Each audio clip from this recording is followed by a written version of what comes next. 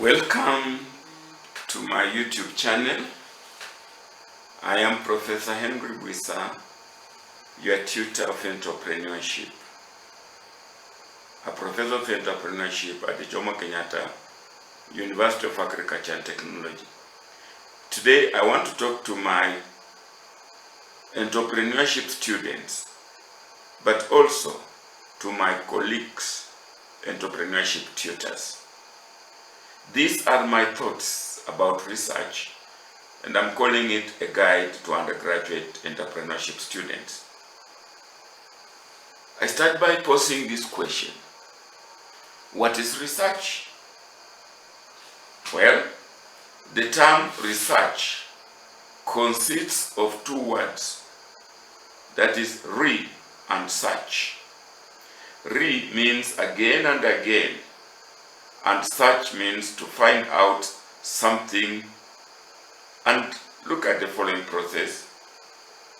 You, the researcher, you observe, you may observe again and again, and you'll create phenomena, you'll collect data, you analyze data, and you make conclusions. And therefore, we may say that research means a systematic investigation or activity to gain a new knowledge of the already existing facts. I know there could be other views about research. Now, why do we do research? What is the purpose? One, we do research to gain familiarity with a phenomenon or to achieve new insights into it. We call this exploratory or formative research. We do research to portray accurately the characteristics of a particular individual, situation, or a group, and we call this descriptive research. We do research to determine the frequency with which something occurs or with which it is associated to something else, and we call this diagnostic research. We do research to test a hypothesis of a causal relationship between variables. We call this hypothesis testing research. I know there are other purposes of doing research. So I may summarize that my key purposes of research are: one, we do research to explore issues, even if answers and analytics may not offer final conclusions. We call this exploratory research. It handles new problem areas not explored before and lays foundation for more conclusive research. This type of research may have no variables. We do research to expand knowledge on the knowns by describing behavior of samples and requires only here one variable. We call this descriptive research. Three main purposes of descriptive research are describing, explaining, and validating findings. For example, a study conducted to know if politicians possess the moral right to receive huge pensions. Now, exploratory process lays the foundation for more conclusive research and data collection. And then there is explanatory or causal research. These studies undertake to find the impact of changes or cause of one variable on another. Its popular form is conducting experiments. For example, a study to understand the effect of training on business performance or rebranding on customer loyalty. So these are my key common purposes of research, which also can be converted into types of research. Now, here are some research titles. Look, the factors impacting startups' mortality in Bungoma, or the distinction between male and female run businesses. This is exploratory. We want to explore those factors that impact on mortality. We don't know them. We're going to explore them. Notice that these titles lack variables. Look at another set of titles. Startups mortality, examining why Kenyan startups don't live to celebrate their second birthday, or history of the missing middle in Kenyan industrial development. Here we're going to describe descriptive research. Again, you may not notice very clear variables here. And look at this one, this set, an assessment of the impact of foreign direct investment on the levels of economic growth in Kenya, or an analysis of the effects of rebranding initiatives on the levels of customer loyalty. Very clear variables. This is explanatory. Very clear variables, an effect. What causes what. You can therefore now understand me when I say that not every research title must carry variables. Again, look at the terms assessment and analysis, which have been used in explanatory titles to help clarify what exactly the research will do. There is a school of thought that these terms should not be used in titles, but for me, it remains a school of thought. If those terms help clarify what the research is going to do, then they are valid. Now, here are some types of research: fundamental, quantitative, qualitative, empirical, descriptive, analytical, and applied. In fundamental research, this is concerned with generalizations and with the formulation of a theory, like research concerning some natural phenomenon, or maybe relating to some pure mathematics. Quantitative research is based on the measurements of quantity or amount. Qualitative research is concerned with qualitative phenomena, like phenomena relating to or involving quality of kind. Empirical research, this is a data-based research with conclusions capable of being verified by observation or experiment. Testable hypotheses are advanced about probable results. Descriptive research, description of the state of affairs as it exists at present. The researcher has no control over the variables. He can only report what has happened or what is happening.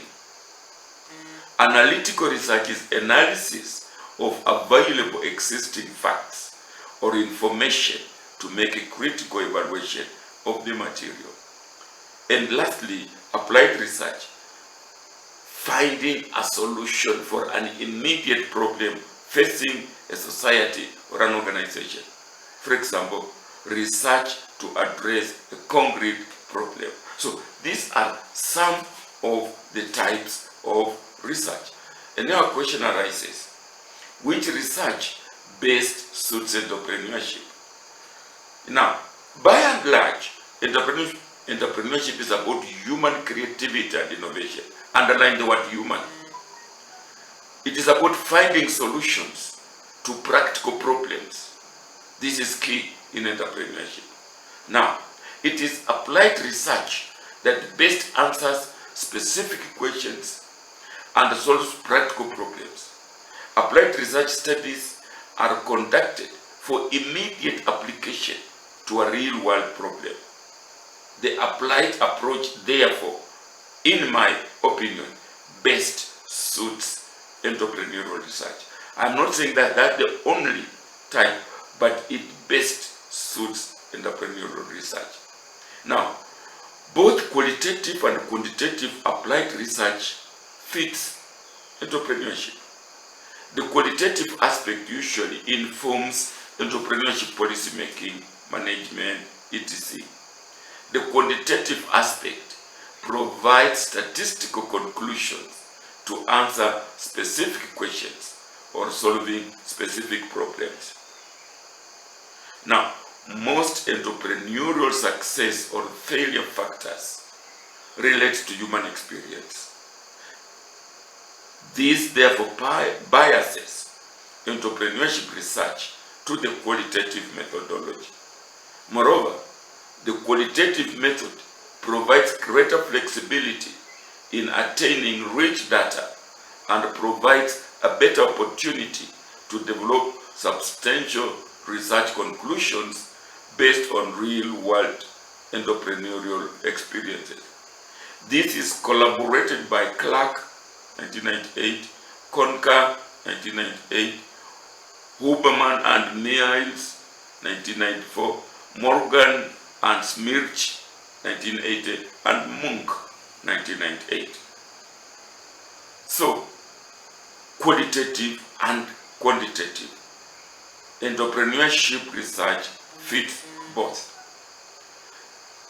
Primarily, qualitative research is exploratory research to gain in-depth understanding of underlying reasons, opinions, and motivations. It provides insights into the problem and helps to develop ideas or hypotheses for potential quantitative research. It chiefly involves collecting and analyzing non-numerical data like text, video, audio, etc. to understand concepts, opinions, or experiences. It is aimed at gaining a deep understanding of a specific organization or event, rather than doing surface description of a larger sample of a population like qualitative research does. And quantitative is primarily explanatory, that objectively collects and analyzes numerical data to describe, predict, or control variables of interest.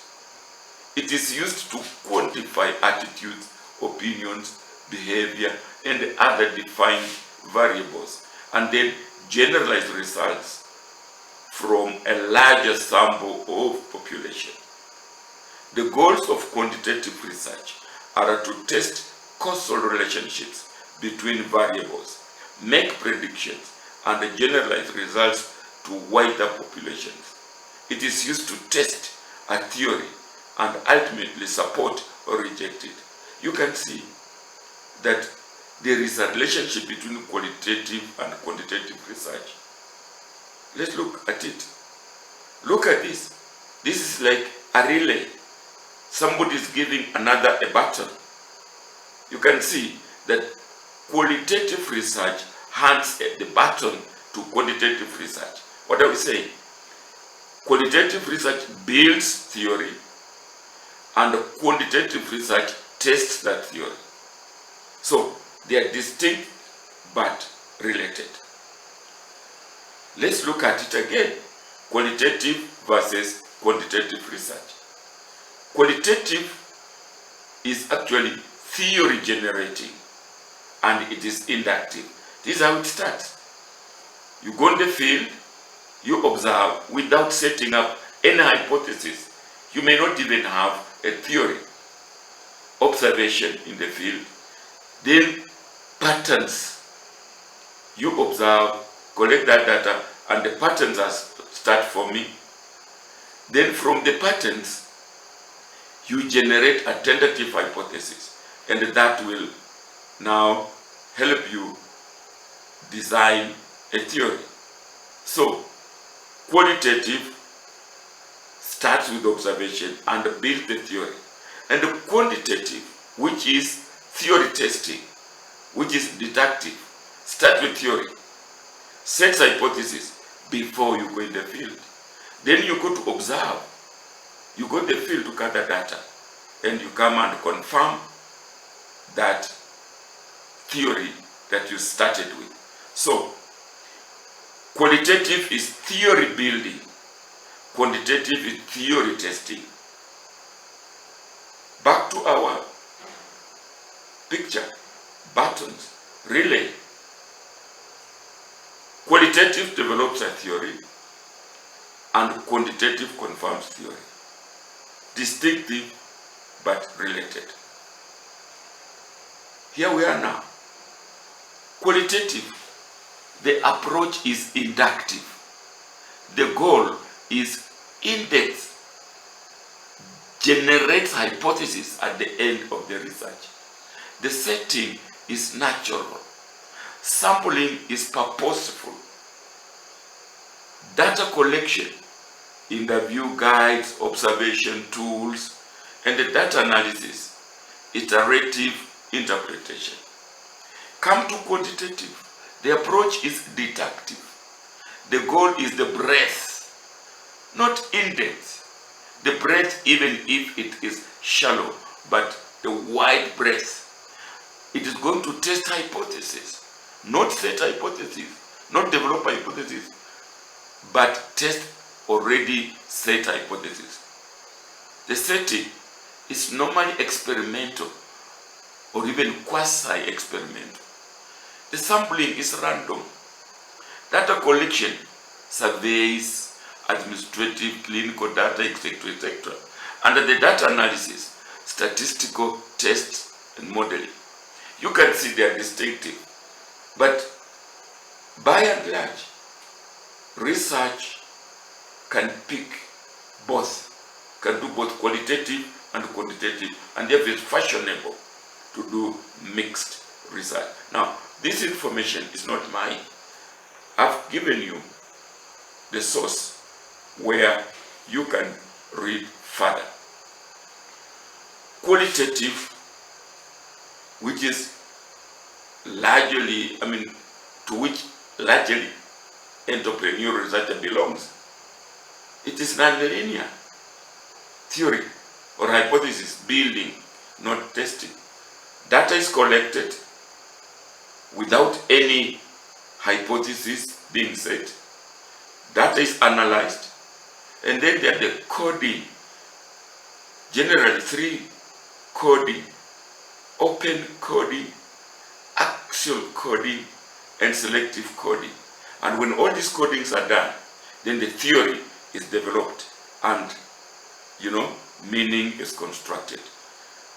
The open coding is the first level of coding, identification of distinct concepts and the themes for categorization. Axial coding is second level of coding, identification of emergent themes. Axial coding further refines, aligns, and categorizes the themes. And then selective coding is the third level of coding, selection and integration of categories of organized data from actual coding in cohesive and meaning-filled expression. This is generally what qualitative research does, and this, by and large, what entrepreneurial researchers do. Now, for more on types of research, see my notes at my website, www.mukmik.co.ke. Now, here is the basic structure of a research proposal. It has chapter 1, an introduction, chapter 2, literature review, and chapter 3, methodology. In the introduction, we are covering the what, the why, and the how of this research. We are covering the problem, its importance, and justification, the objective of the research. This is like a summary of the proposal. The context within which we should understand the research. Chapter 2, literature review. You do literature on the topic. Remember, we've been talking about topic and title. Look at this YouTube channel of mine. I have distinguished in one of my talks the difference between topic and title. Find it and get acquainted. So in literature reviews, where again, you're covering literature on topic, literature on methods that have been used by others to study, the theoretical approach. You're looking for gaps that exist between what people have covered and what is expected. You're looking for debate. And in chapter 3, the methodology, we're using here methodology as a distinctive chapter, but it could be the entire flow. However, in chapter 3 methodology, this is where you display your research design, your research procedure, the type of data and the collection methods, the population to gather information from, the sample, data analysis methods, and so on and so forth. So, this is what I'll call the irreducible minimum of a research proposal. Now, for introduction and literature review, again, see my notes at that link for more clarification. A little bit again on methodology. Research methodology refers to the practical how of the research. It is how the researcher goes about deciding what data to collect and what data to ignore. Who to collect it from, what we call sampling design. How to collect it, or data collection methods, and how to analyze it, data analysis method. These are the key aspects, sections of your methodology. Of course, methodology is sometimes erroneously used interchangeably with the methods, but strictly speaking, methods are the specific ways, the techniques used to gather the information to address the research problem. Research methods, we can now distinguish them. Methods and methodology. Research methods may be understood as all those methods, techniques that are used for conducting research. Research methodology is a way of systematically solving the research problem. It may be understood as a science of studying how research is done scientifically. Research methodology has many dimensions, and the research methods do constitute a part of the research methodology. The scope of research methodology is wider than that of research methods. Again, for more research methods, sample design, data analysis, see my notes at that site of my website. Now, in conclusion, I want to say that research is a process. And being entrepreneurs, we can craft that process from the word, the process from the word process itself, the research process from the process itself. 1, P, identify the problem. R, review the literature. O, look at the outcomes of your review. Then collect data. That is the C, evaluate data. Summarize your results and solve that problem. What are we saying? Entrepreneurship research must be addressing a specific problem and solving that specific problem. So, as my students of entrepreneurship, any research that you're going to do must address a concrete, real problem, and you must come up with a solution to that problem. Is it marketing problems for Juakali? Is it lack of self-employment by students, graduates? Is it the market diversification? Whatever it is, it must be a concrete problem. Your report must solve that problem. And here, therefore, in conclusion, some 8 steps of your research process. We are saying, therefore, that 1. Identify the problem. 2. Do some preliminary literature review. Of course, literature can continue even after you have done complete the research, but must do some preliminary literature review. Then set the objective. Then choose your research design. Then decide the sample size. Collect the data. Process and analyze the data and write that report. And I'm insisting, my students of entrepreneurship, you are not going to write reports that gather dust in the shelves of libraries. Your report must be a solution. If you went out to study an organization, then a copy of that report should go to that organization to help it solve their problem. It has to be an entrepreneurial problem, creativity and innovation.